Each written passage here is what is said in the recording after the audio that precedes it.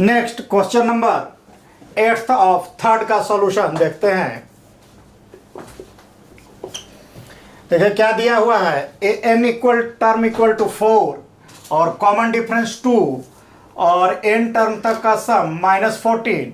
तो हमें पता करना है नंबर ऑफ टर्म्स और फर्स्ट टर्म क्या है यह पता करना है। तो आइए, जैसा कि हम जानते हैं वी हैव दैट, क्या जानते हैं, a n equal to a plus n minus 1 into d. अब ए एन इक्वल टू क्या दिया हुआ है, 4 दिया हुआ है। फर्स्ट टर्म हमें ज्ञात करना है, इसलिए ए रहने देते हैं। एन नंबर ऑफ टर्म भी हमें ज्ञात करना है, यानी एन -1 और डी का वैल्यू क्या दिया हुआ है, 2 दिया हुआ है। अब देखिए 4 equal to a plus 2n minus 2। अब इस -2 को इधर लाएंगे तो क्या बन जाएगा हमारा, 6 equal to a plus 2n। अब इसे हम ऐसे भी लिख सकते हैं 6, अब इस 2n को इधर ले आते हैं तो 6 - 2n इक्वल टू a। इसे हम मान लेते हैं इक्वेशन नंबर फर्स्ट। अब आइए, एक वैल्यू और दिया हुआ है, एस एन nth टर्म का सम क्या है, -14 है। तो आते हैं अगेन, अब हम देखते हैं एस एन इक्वल टू क्या होता है, n/2 into 2a plus n-1 into D.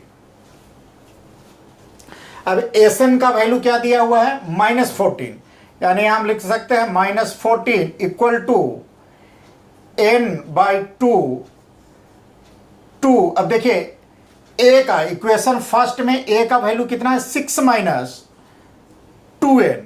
तो यहां हम लिख सकते हैं 6 - 2n plus n-1 into D, और डी का वैल्यू कितना हमारा दिया हुआ है, डी का वैल्यू 2 यानी 2।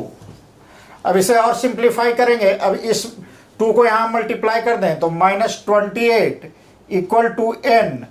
अब यह क्या बच जाएगा, देखिए 2 से मल्टीप्लाई करेंगे 6 दूनी 12 माइनस 4n प्लस, अब देखिए इस 2 से मल्टीप्लाई करेंगे 2n माइनस 2।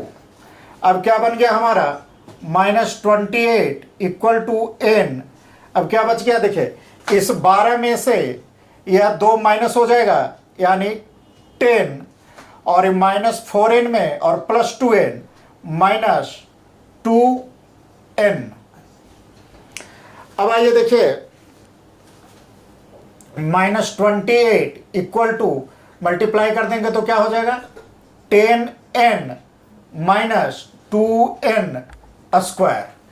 अब इसे हम ऐसे 2n को सभी को इधर ले आते हैं तो क्या बनेगा हमारा, देखिए यहीं पर ले आते हैं तो क्या हो जाएगा, 2n स्क्वायर माइनस 10n माइनस 28 इक्वल टू 0। यह हमारा क्वाड्रेटिक इक्वेशन बन गया। अब इस क्वाड्रेटिक इक्वेशन को सॉल्व करते हैं। अब देखिए यार 2 कॉमन ले सकते हैं, यदि 2 कॉमन ले लेते हैं यहाँ तो क्या बनेगा, 2 कॉमन ले लेंगे तो क्या बचेगा, n square minus 5n minus 14 equal to 0। या कह सकते हैं n square minus 5n minus 14 equal to 0/2 यानी 0। अब इस क्वाड्रेटिक इक्वेशन को ब्रेक करेंगे तो क्या कर सकते हैं, ब्रेक करना आपको आता है, फर्स्ट टर्म और सेकंड टर्म को मल्टीप्लाई तो कितना हुआ 14, और उसको प्लस या माइनस करके आना चाहिए। तो हम करते हैं ऐसा, 7 दूनी 14 और 7 में से 2 को माइनस करेंगे 5 के बराबर आ जाएगा, यानी n square minus 7n plus 2n minus 14 equal to 0। अब n कॉमन ले लेते हैं तो क्या होगा, n -7 प्लस 2 कॉमन ले लेते हैं तो n -7 इक्वल टू 0। अब देखिए यहां से यहां तक एक टर्म बना और यहां से यहां तक एक टर्म बना, दोनों टर्म में n-7 कॉमन है तो कॉमन निकाल लिए, तो इसमें क्या बच गया n और यहां क्या बच गया 2 इक्वल टू 0।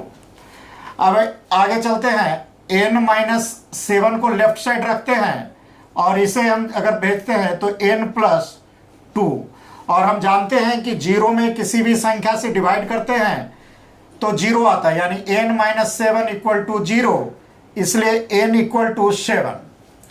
अब देखिए यहां पर हम ऐसा भी कर सकते हैं, इस पार्ट को लेफ्ट साइड रखते हैं और इसे राइट साइड भेजते हैं, तब हमारा क्या बनेगा n+2 और इसे राइट साइड करेंगे तो 0 n-7 और n+2 इक्वल टू 0, इसलिए n इक्वल टू -2। लेकिन अब देखिए n क्या है, क्वेश्चन में n क्या है, नंबर ऑफ टर्म, और नंबर ऑफ टर्म कभी भी निगेटिव नहीं हो सकता क्योंकि यह गिनती है, नंबर ऑफ पहला दूसरा तीसरा, तो माइनस में गिनती हो नहीं सकती है, तो इसलिए is rejected because number of terms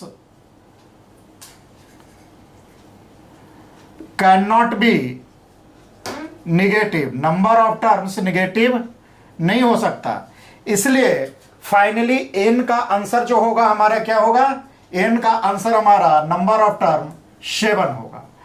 अब हमें a का वैल्यू पता करना है, तो आइए इस n बराबर 7 को यदि हम इक्वेशन 1 में पुट कर देंगे तो वहां से हमें a का वैल्यू प्राप्त हो जाएगा। तो आइए यहां करते हैं, पुटिंग द